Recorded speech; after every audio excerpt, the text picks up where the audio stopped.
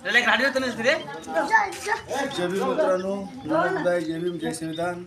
मी आपण सांगितलं होतं की आम्ही पहिले आपण सुजाताच्या कुटीमध्ये तिच्या महलमध्ये गेलो होतो.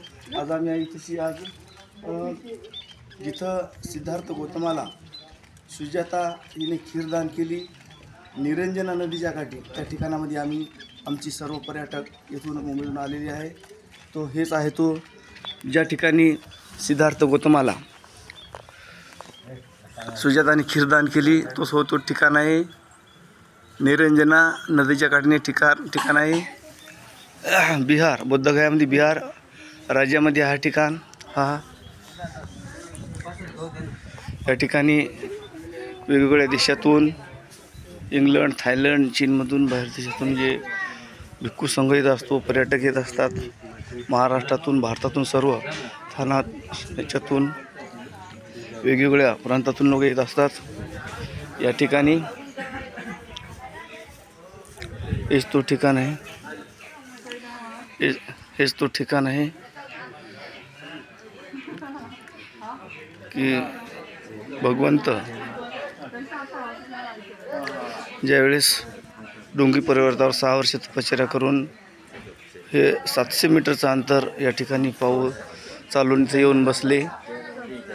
आणि या ठिकाणी जेव्हा सुजाताने नवस केला होता की त्यांच्या लग्नाला बरेचसे वर्ष होऊन गेले होते आणि तिला मूलबाळ नव्हतं, म्हणून तिने देवाकडे नवस बोलला होता. आणि सिद्धार्थ गौतम जेव्हा डोंगी पर्वतावरून इकडं तिथं कुठल्याही साधनेचा सुगाव लागला नाही, त्याच्यामुळं या नदीकडे येऊन बसले. त्या ठिकाणी तिचा तो पौर्णिमा होती. त्या पौर्णिमेला सुजाताने तिच्या दासीला पूर्णाला इथे पाठवले आणि सांगितले, जा त्या झाडाखालची पूजा कर. हाच तो झाड आहे,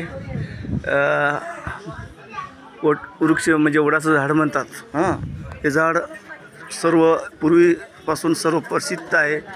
तो पौर्णिमा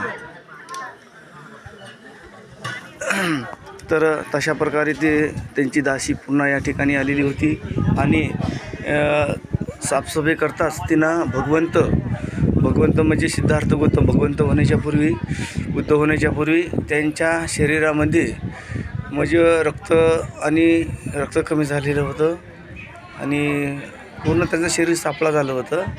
6 वर्षे एकदम खतलाची तपश्चर्या केल्यामुळे. आणि या ठिकाणी ते बसले होते. त्यांना असा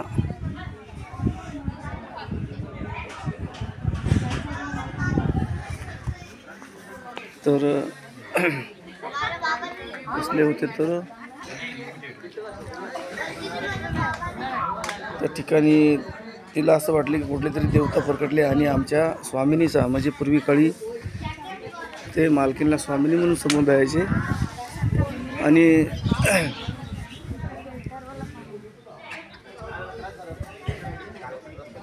स्वामीने सांगितले की तुमचं आज व्रत पूर्ण होणार आहे, तुम्हाला एक देवता आलेला आहे तिथं झाडाखाली. त्वरित सुजाताने त्या खीराने आपल्या हाताने गायची खीर बनवून इथं सिद्धार्थ गौतमाला दान दिली. त्यावेळेस बोलले, ए देवा. तर सिद्धार्थ बोलले की मी कुठला देव नाही, मी कपिल वस्तू इथला एक शुद्धोधन राजाचा सुपुत्र आहे. ते म्हणे तुम्ही जे कोणी असाल ते, पण माझ्यासाठी तुम्ही आज देवच आहेत असे म्हणून त्यांना खीर दिली. त्यांनी ते सिद्धार्थ गौतमाने त्याची स्वीकारली. ती खीर खाल्ल्यापासून तेव्हा सिद्धार्थांना ऊर्जा मिळाली आणि की समोरची समृद्धी प्राप्त झाली. आणि तो पात्र जे आहे की निरंजना नदीच्या काठी त्यांनी टाकले. त्याने असे बोलले की हे जे पात्र आहे तर मला जर जे साध्य मी करायला गेलो ते जर साध्य होत असेल तर माझे पात्र नदीच्या उलट्या दिशेने वाहेल. म्हणून त्याने ते पात्र नदीच्या उलट्या दिशेत टाकलं आणि तो पात्र उलट्या दिशेने वाहिलं आणि तो सिद्धार्थांना इथून गेले आणि गया येथे त्यांना ज्ञान प्राप्त झाली.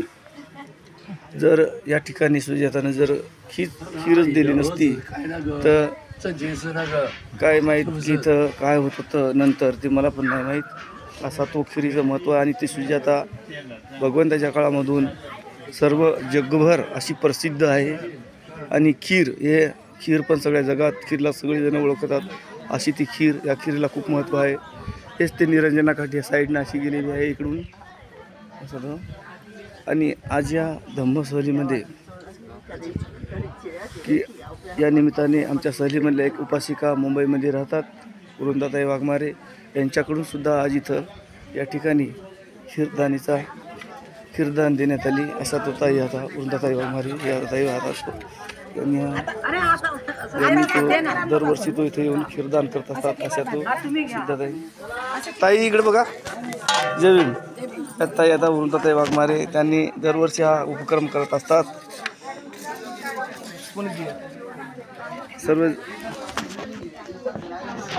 सर्व आम्ही ज्या ग्रुपमध्ये खीर खाऊन झालो. असं खिरीचं महत्त्व आहे.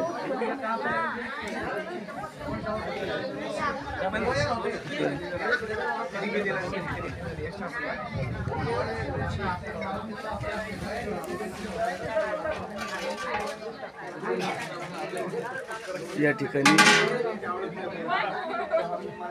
म्यानमार येथून एका उपकरणाने असा या ठिकाणी जो बांधण्यात करण्यात आला.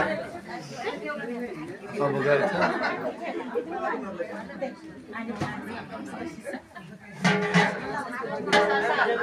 ते असं या दानामुळे पूर्ण आपल्या बौद्ध धर्मामध्ये दानाला खूप सर्वश्रेष्ठ महत्त्व आहे. असं तो दान या ठिकाणी सुजाच्या खिरीमुळे आपल्याला हे संबंध जगाला, संबंध विश्वाला त्याने दुःखाच्या मार्गातून मुक्त करण्यात आले या खिरीमुळे.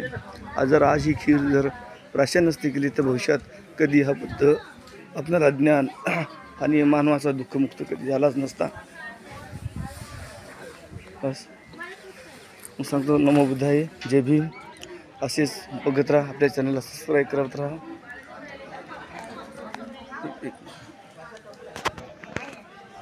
जय भीम. असेच या चॅनलला सबस्क्राईब करत राहा. सबस्क्राईब, लाईक, शेअर आणि सबस्क्राईब करायला विसरू नका. आणि पुढील अपडेट आम्ही देतच राहू. सर्वांना सविनय जय भीम. नमो बुद्धाय. जय संविधान.